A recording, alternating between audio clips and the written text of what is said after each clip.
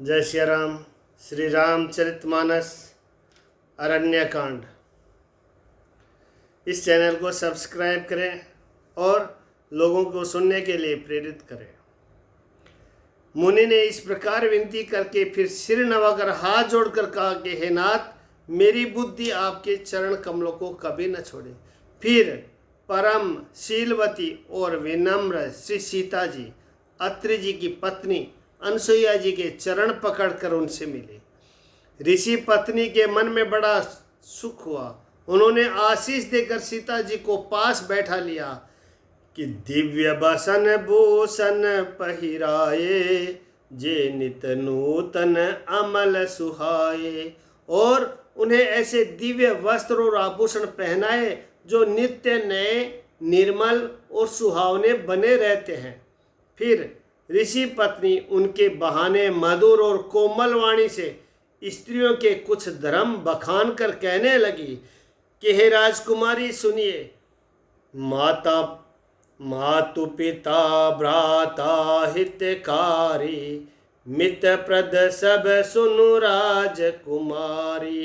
अमित दान भरता भय देही, अदम सो नारी जो सेवन तेही। हे राजकुमारी सुनिए, माता पिता भाई सब हित करने वाले हैं, परंतु ये सब एक सीमा तक ही सुख देने वाले हैं। परंतु हे जानकी, पति तो मोक्ष रूप असीम सुख देने वाला है।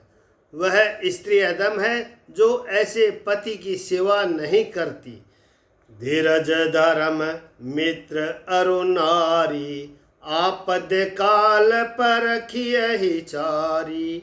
वृद्ध रोग बस जड़ धनहीना, अंध बधिर क्रोधी अति दीना। धैर्य, धर्म, मित्र और स्त्री, इन चारों की विपत्ति के समय ही परीक्षा होती है। वृद्ध, रोगी, मूर्ख, निर्धन, अंधा, बहरा, क्रोधी और अत्यंत ही दीन, ऐसे भी पति का अपमान करने से स्त्री यमपुर में भांति भांति के दुख पाती है। शरीर, वचन और मन से पति के चरणों में प्रेम करना स्त्री के लिए बस एक ही धर्म है, एक ही व्रत है और एक ही नियम है। जगपति व्रताचार्य विधि अहि, वेद पुराण संत सब कहही। उत्तम के अस बस मन माही, सपने हुआन पुरुष जग नाही। जगत में 4 प्रकार की पतिव्रताएं हैं। वेद, पुराण और संत सब ऐसा कहते हैं कि उत्तम श्रेणी की पतिव्रता के मन में ऐसा भाव बसा रहता है कि जगत में मेरे पति को छोड़कर दूसरा पुरुष स्वप्न में भी नहीं है। मध्यम परम पति देख ही कैसे, भ्राता पिता पुत्र निज जैसे। धर्म विचार समुझी कुल रही, सो निष्कट श्रिय श्रुति अस कहई।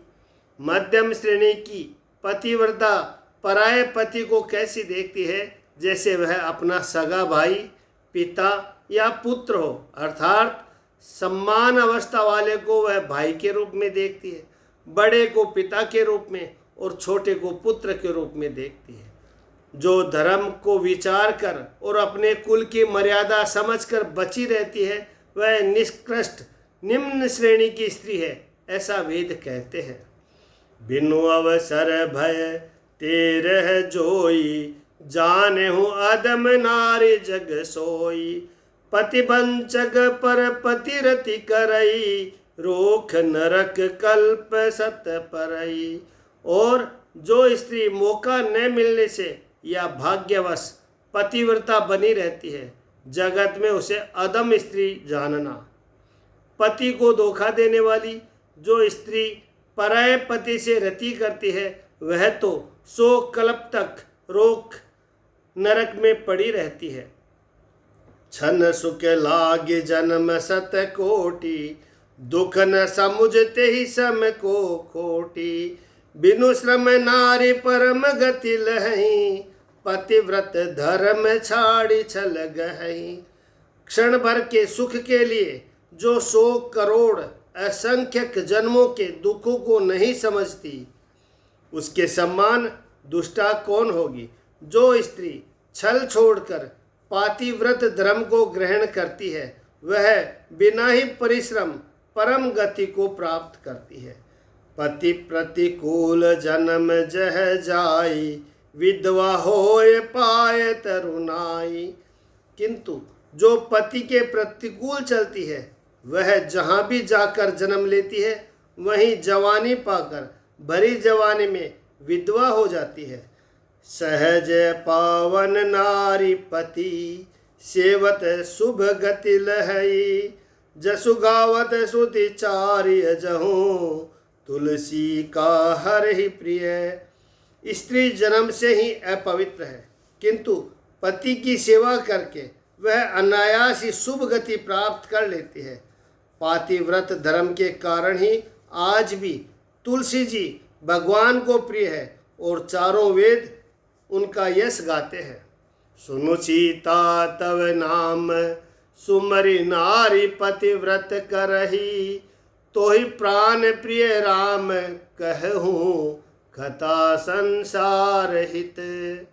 हे सीता सुनो, तुम्हारा तो नाम ही ले लेकर स्त्रियां पातिव्रत धर्म का पालन करेगी।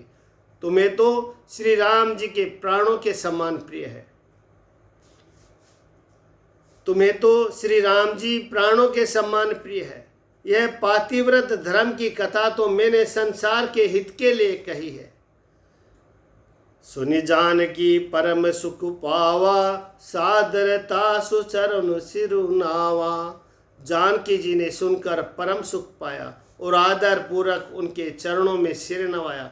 तब कृपा की खान श्री राम जी ने मुनि से कहा, आज्ञा हो तो अब दूसरे वन में जाऊं। जय श्री राम।